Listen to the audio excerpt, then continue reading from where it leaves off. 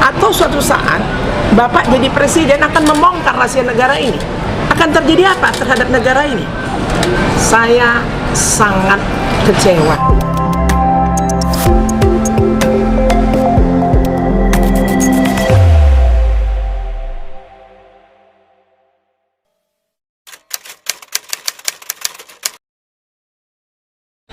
Waalaikumsalam warahmatullahi wabarakatuh.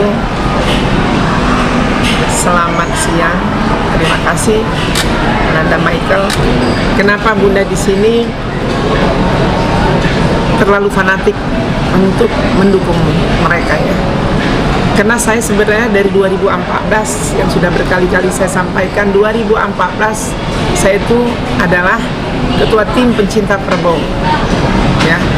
Jadi untuk kali ini saya kembali pasang badan karena saya melihat Pak Prabowo ini sudah 4 kali ingin maju jadi presiden.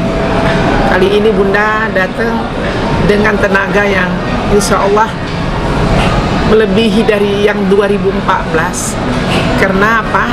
Saya ingin sekali Pak Prabowo ini harus menang. Di samping saya berdoa setiap hari pagi, siang, malam, sholat malam saya terus berdoa untuk Bapak Prabowo Subianto dan Bapak Mas Gibran jadi wakil presiden.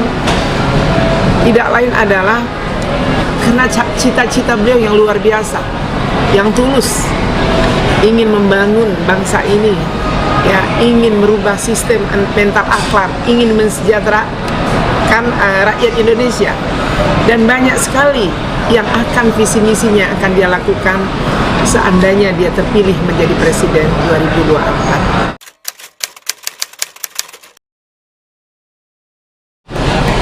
Makin bangga ya saya terhadap Bapak Prabowo ya, karena situasi kemarin itu sepertinya beliau diserang ya, beliau diserang, tapi itu tadi beliau sudah terlatih untuk diserang, mau dibunuh, mau difitnah, beliau tetap dengan rendah hati. Yang saya sedihkan adalah 3 calon presiden ini kenapa tidak terlihat dalam kebijakan, visi misinya mana, kenapa harus ada serangan ya? Kalau memang kita mau menjadi presiden, seharusnya visi misi itu yang kita kedepankan. Saya melihat salah satu paslon calon presiden kita terus serang Pak Prabowo ya, apalagi ditanya dengan rahasia negara yang harus diucapkan di acara debat presiden kemarin.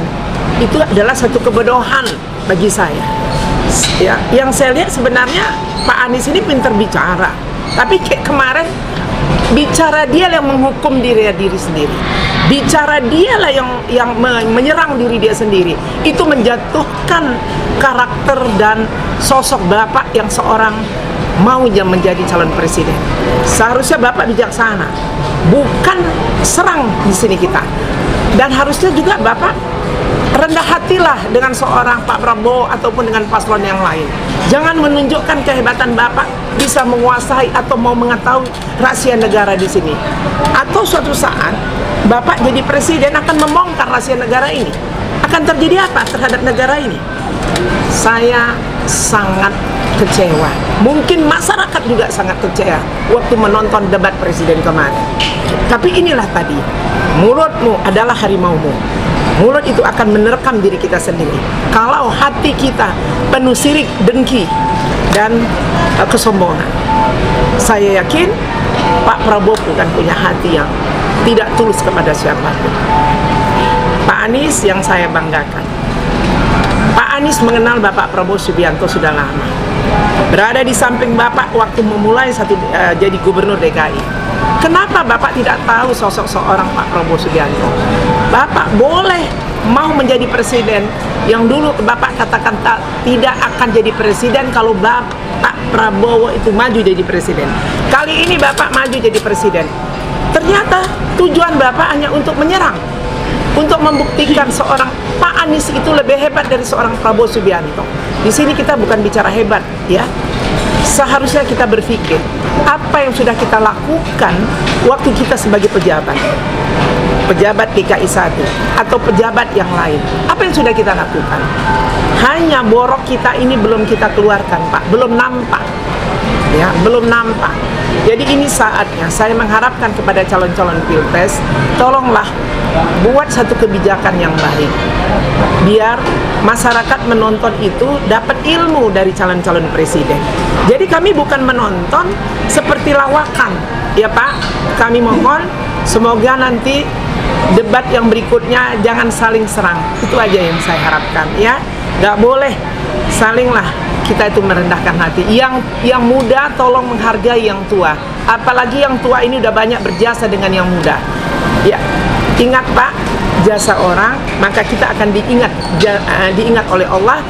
Jasa yang kita sudah dapat dari orang yang memberi kita sesuatu kebahagiaan dunia.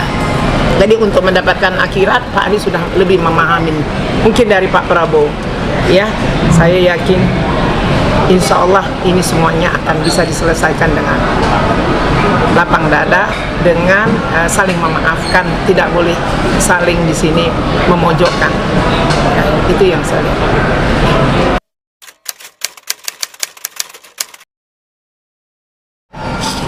Kepada calon presiden dari 3 yang akan terpilih di 2024. Ya, saya mengharapkan kepada pertama Bapak Anies, calon presiden Indonesia, Bapak Prabowo Subianto, calon presiden Indonesia, Bapak Ganjar, calon presiden Indonesia, tolonglah saya mewakili rakyat Indonesia, tolong tunjukkan kepada kami visi misi ke depan apa yang akan calon-calon presiden kita ini yang akan Bapak niatkan kepada kami sebagai rakyat Indonesia. Kami butuh presiden yang betul-betul pengayom. Kami butuh presiden yang betul-betul berbuat ikhlas turun ke jalan, bersentuhan dengan rakyat. Dan kami butuh kepada presiden yang cerdas, ya, yang pintar, yang punya strategi, yang berani. Ya, kita nggak usah hanya bicara agama, mengaku kita itu beriman. Iman seseorang itu letak hanya ketakwaan dia sesuai amanah, bukan jadi pengkhianat bangsa ini.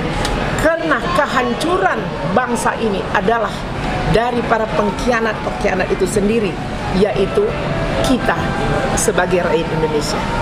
Jaga negara ini, karena negara ini kita yang punya, bukan satu orang yang punya.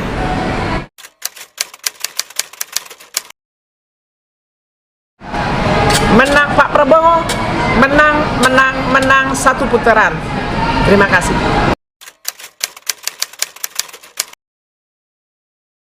Kepada Bapak Prabowo Subianto yang Bunda sayangi, Bunda banggakan, kami sebagai rakyat Indonesia yang cinta kepada Bapak untuk terpilih bisa menjadi Presiden Republik Indonesia 2024, mengharapkan kepada Bapak Prabowo, tolong tetap logowo rendah hati, hadepin orang-orang di sekeliling Bapak, termasuk para paslon yang akan serang Bapak. Tetap aja sabar, tetap aja ikhlas, ya. Tetap Bapak senyum, lawan musuh itu dengan senyum, lawan orang yang mengkhianati Bapak dengan tetap senyum. Maafkan kesalahan mereka, karena saya tahu seorang Bapak Prabowo itu adalah sosok orang yang ikhlas. Itu yang saya lihat Bapak. Karena setiap orang yang ikhlas, ya Pak, insya Allah pasti menang. Semoga semuanya sehat selalu, tetap istiqomah di jalan Allah. Karena tiga-tiga ini muslim, bukan bicara iman. Keimanan di seseorang itu cuma letaknya dari diri kita dan Allah, bukan kita sebagai manusia yang menilai. Hanya itu pesan saya. Terima kasih. Assalamualaikum warahmatullahi wabarakatuh.